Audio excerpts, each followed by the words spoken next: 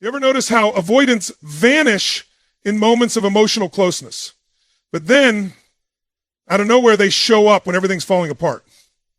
Not with a love letter, not with an emotional monologue, but with actions. Quiet, precise, no dramatics attached actions. That's their language. That's their I love you. And if you don't understand the psychology of it, you'll miss it completely. Most people expect love to sound like something, a 3-word phrase, a passionate apology, an outburst of truth under pressure. But for the avoidant, love doesn't sound like anything. It moves like something. It moves through choices, not confessions, through proximity, not poetry. It shows up in the form of them fixing your tire in the pouring rain, helping you move without being asked, or sending you food when you're sick, all without needing to be acknowledged. That's their silent scream, I care. Here's the paradox that confuses most people in relationships with avoidance. These individuals often disappear emotionally until there's a real-world need. That's not inconsistency. That's their deepest programming. Because when emotions rise, they freeze. They withdraw to avoid being flooded by feelings they don't yet know how to process. But when practical chaos hits, crisis, illness, grief, something ancient kicks in. Their nervous system stops avoiding and starts protecting. That's when they show up. Fully. Calmly. Unshakably. This isn't just relationship psychology. This is evolutionary wiring. Avoidants often grew up in environments where vulnerability was either punished or ignored. So they learned very early on that expressing need was dangerous. But solving problems, that earns safety. So as adults, their version of love isn't expressed in emotional openness. It's expressed in utility. They love through service, through stepping in when the world fails you. And they won't brag about it. In fact, they might act like it was nothing. But that moment, the one where they quietly stand beside you in the storm, that is their version of, I love you. Now here's where it gets deep. Most people reject this love language because it doesn't fit the script we've been sold. We've been trained by movies and media to believe love is supposed to feel like fireworks, loud, constant, and obvious. But with avoidance, love isn't explosive. It's anchored. It's stoic. It's often invisible until you stop looking for the traditional signs and start watching the patterns die. Their care doesn't come in the form of clingy texts or constant reassurance. It comes in the form of consistency under pressure and how they silently remove burdens from your life without demanding recognition. Let me give you a real-world analogy. Imagine 2 people trapped in a storm. One is yelling, I love you, while panicking. The other, silent, but building a shelter. One is expressive, the other is effective. Who do you trust when the lightning hits? That's the avoidant. They may not tell you how they feel, but they'll protect you with everything they've got. Because that's the only way they know how to show love without risking rejection. And here's the kicker. Most people miss this entirely because they confuse emotional availability with emotional depth. They assume that because an avoidant isn't expressive, they must not care. But what if it's the opposite? What if the silence isn't a lack of emotion, but the overflow of it? What if the reason they go quiet is because the love they feel is too big to put into words without it overwhelming their system? If you're involved with someone avoidant, stop asking, why won't they say it? And start asking, how do they show it? Look at the moments they chose to stay, the moments they dropped everything to help, the subtle ways they move around your pain without announcing their presence. That's not emotional distance. That's emotional restraint. And that restraint comes from a place of real, raw, unspoken love. So if you've been waiting to hear I love you from an avoidant, maybe you've already felt it in the way they hold your world together without ever asking for credit. Maybe the greatest act of love they're capable of is simply showing up when everything else falls apart. Let that land. Because if love is action, not just expression, then maybe, just maybe, the quiet ones love the loudest. There's a heartbreaking truth about avoidance that most people never see, because it hides behind silence, behind the disappearance, behind the I just need space. It looks like they're abandoning you, like they don't care, like they've simply moved on without a second thought. But your second thought, but here's what no one tells you. Sometimes an avoidant pulls back, not because they've stopped loving you, but because they love you so much, they believe they're the problem. This is where love and fear collide inside them. And it doesn't come from a lack of emotion, it comes from too much of it. But their emotional operating system was wired in reverse. Love, to them, isn't safe. Vulnerability is exposure. So when they begin to feel deep connection, it awakens old psychological alarms. The deeper the bond, the louder the inner warning becomes. You'll get hurt, they'll leave, or worse, you'll hurt them. And that's the twisted part. When avoidants feel they're not capable of being the partner you deserve, when they feel that their emotional inconsistency might destroy your peace, they don't fight for you like secure people do. They retreat silently, completely. Because in their mind, leaving you alone is how they love you. It's how they protect you, not from themselves physically, but from the emotional chaos they think they carry. See, most avoidants were never taught that emotions could be navigated. They were taught that emotions were landmines, that closeness leads to rejection, that being needed leads to being used or trapped, that neediness leads to being used or trapped. So they don't know how to sit in the tension of, I love you and I don't feel worthy of you. That war inside them leads to what most people experience as abandonment. But if you look closer, it's not selfishness. It's self-destruction masked as detachment. So what does this look like in real life? It looks like them ghosting after a vulnerable night. It looks like them ending the relationship out of nowhere right when it started to feel stable. It looks like them watching your social media, checking in indirectly, but refusing to re-engage directly. Why? Because reaching back out would risk getting close again, and in their core, they don't trust themselves not to break you if that happens. It's not that they're cold, it's that they think they're toxic. So they go silent, not because they don't care, but because they care too much and feel too incapable. That's how trauma twists love. It teaches people that the kindest thing they can do is vanish. Now, I'm not here to romanticize emotional immaturity or excuse bad behavior. If someone consistently chooses to disappear without accountability, that's not your responsibility to fix. But I am here to give you the lens that lets you see what most never understand. That sometimes an avoidance silence is actually love turned inside out. It's their warped attempt at nobility. They'd rather suffer alone than risk becoming the reason you suffer. And that creates the tragedy. Because you're left thinking, why wasn't I enough for them to stay? When in their mind, the real question was, how could I stay knowing I might destroy them? This is why healing is so critical for both people, because an avoidant who hasn't healed will keep running from love they secretly crave, and a partner who doesn't understand that dynamic will keep taking that disappearance personally, not realizing it was never about them. It was about the avoidant's unprocessed shame and fear. But here's where the empowerment comes in. Once you realize their retreat wasn't a rejection of you, but a reflection of them, you stop internalizing the silence. You stop chasing their approval, and you start seeing clearly.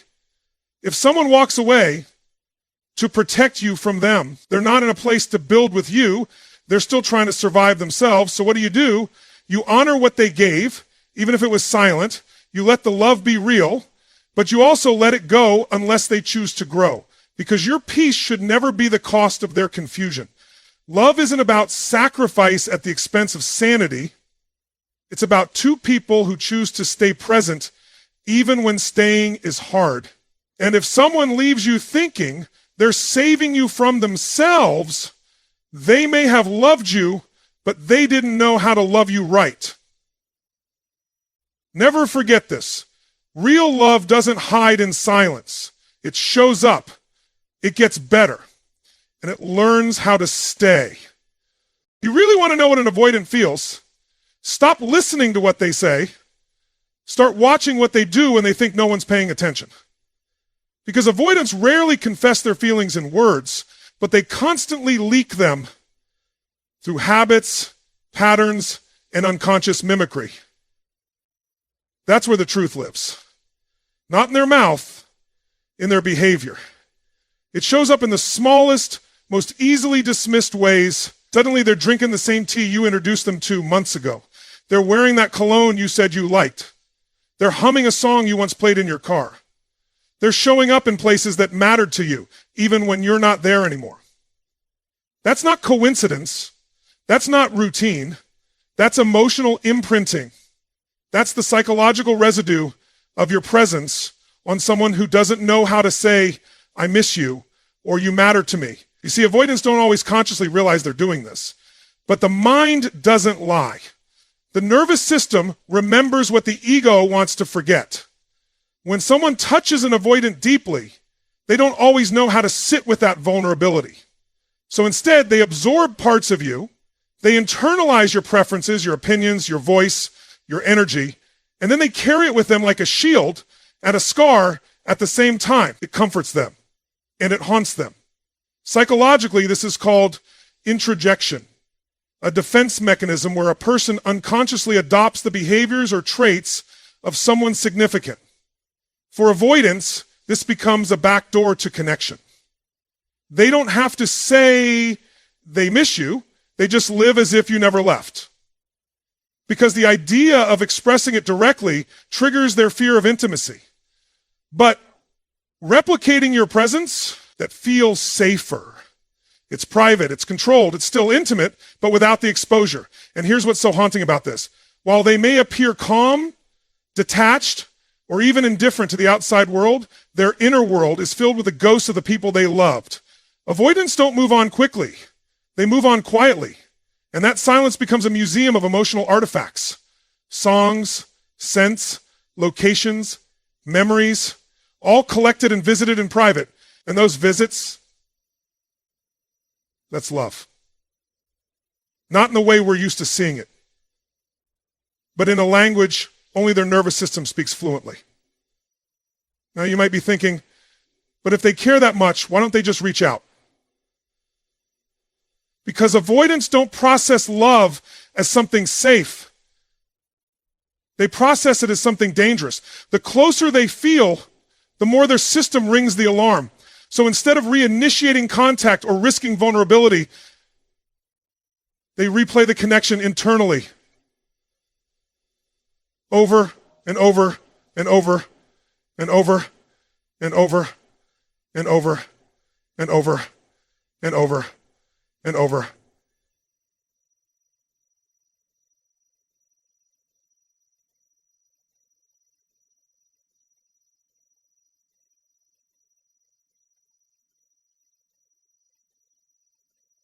And to you, it looks like detachment. But to them, it's survival. Think about this. Someone who never wanted to try yoga suddenly starts practicing it because you once mentioned how it helped your anxiety. Someone who hated reading now walks around with the book you were obsessed with. They won't tell you why. They might not even admit it to themselves, but their behavior is echoing your presence. That's not detachment. That's love in disguise. You want to know if you matter to them? Watch the shifts that remain after you leave. People forget words. They forget dates, but they don't forget patterns. When someone starts to embody your presence in their absence, that's not strategy. That's imprint. That's evidence. That's their nervous system saying, I don't know how to let this go, so I'm going to relive it in the background of my life. But here's the hard truth. While those imprints are proof of love, they are not a substitute for emotional maturity. They show you that you touch them, not that they know how to keep you. That's the line that separates pain from growth. Yes, they carry you in their routines. Yes, they may never fully move on from what you meant, but unless they face the fears that caused the distance to begin with, they'll keep living in the shadow of love, not the reality of it. So what do you do with this knowledge? You stop needing validation from their words and start recognizing the power of your own presence. You did impact them. You did leave a mark. And just because they couldn't say it out loud doesn't mean it wasn't real. But don't confuse being remembered with being ready. They may carry you in every corner of their life, but until they can face you in vulnerability, that love remains a silent echo. Never forget this. Just because someone lives like you're still with them doesn't mean they know how to love you while you are. There's one thing an avoidant can't fake, no matter how emotionally detached they try to appear: jealousy. That's the crack in the armor. That's the moment where their carefully constructed distance starts to dissolve and the truth leaks out. You can spend weeks, months, even years thinking they don't care because they're silent, cold, or withdrawn. But mention someone new in your life or subtly hint that you're moving on, and suddenly everything shifts. It's subtle. They won't chase. They won't beg, but their voice will tighten. Their responses will shorten. The mask of indifference they've worn so well will start to slip. And you'll feel it. Energetically, emotionally, intuitively. That tiny twitch in their tone. That offbeat reply. That slight agitation when they ask, "Who's that?" even though they pretend they're just being curious. That's not nothing. That's suppressed emotional intensity breaking through their defense system. Here's why this matters. Avoidants aren't emotionless, they're emotionally guarded. And jealousy is one of the few emotions powerful enough to override that guard. See, jealousy doesn't need permission. It's primal. It bypasses the conscious mind and lights up the amygdala, the part of the brain responsible for survival instincts. And for an avoidant, the experience of jealousy isn't just about losing you to someone else. It's about realizing they're no longer in control of the illusion they've built, that they didn't need you, that they were fine without you, that none of this affected them. But when someone else enters your life, that illusion collapses. The very idea of someone else getting close to you, touching the parts of you they once held but couldn't claim, that shatters the narrative they told themselves to cope with their own emotional avoidance. And in that moment, their emotional detachment isn't strength anymore. It's loss. It's fear. It's regret dressed up in silence. Now understand this, avoidants experience jealousy differently than secure individuals. They don't explode. They don't lash out. Instead, they withdraw further. They start to monitor more quietly. They'll scroll through your socials more obsessively. They'll ask mutual friends passive questions. They'll even pop up with a random message after weeks or months of silence, pretending like it's casual, when in truth, they're triggered. Now, to remind yourself, when you are jealous, and that trigger is their subconscious screaming, "I'm not over you. I thought I could handle this, but I can't." It's not about possessiveness. It's about exposure. When someone else enters the picture, it forces the avoidant to feel things they've spent years training themselves not to feel, like vulnerability, uncertainty, and longing. These emotions terrify them. And instead of leaning into them, they panic. Jealousy for them isn't just emotional discomfort. It's identity collapse. Because if they cared all along, then why did they leave? Why did they shut down? Why did they pretend it didn't matter? This is why jealousy is such a revealing emotion in avoidance. It tells the truth that words can't. It's involuntary. It's immediate. It breaks the silence without breaking the ego, because they still won't say it out loud, but their behavior shifts. Their energy changes. And if you're paying attention, you'll recognize it for what it is: emotional conflict. The battle between wanting to protect themselves and realizing they might be losing someone they actually love. But here's the trap. That jealousy might pull them closer temporarily, but unless they've done the inner work, unless they've faced the fears that made them avoid closeness to begin with, it won't lead to lasting change. It might bring a moment of truth, but not transformation. And you cannot build a relationship on someone's fear of losing you. You build it on their readiness to keep you. So yes, their jealousy may scream, "I care." But don't mistake that scream for growth. Let it be proof, not permission. Proof that you mattered, that your absence triggered something real. But unless that reality drives them to do the deep emotional work, it's still just a moment of one that fades as soon as their fear retreats. Jealousy is the avoidance confession without words. It's the silent breakdown in the middle of their emotional fortress. But your job isn't to rescue them from that breakdown. Your job is to listen to it, learn from it, and then choose whether the person in front of you is ready to grow or just reacting to what they think they're about to lose. And if their only motivation to reconnect is the fear of someone else taking your place, not the courage to take accountability and heal what broke, then understand this. What triggers them doesn't transform them unless they choose to face it. Avoidants don't just pull back randomly. They test. But here's the catch. It's not a game. It's a survival mechanism. What you interpret as flakiness, inconsistency, or even manipulation is more often than not a subconscious test to answer one question.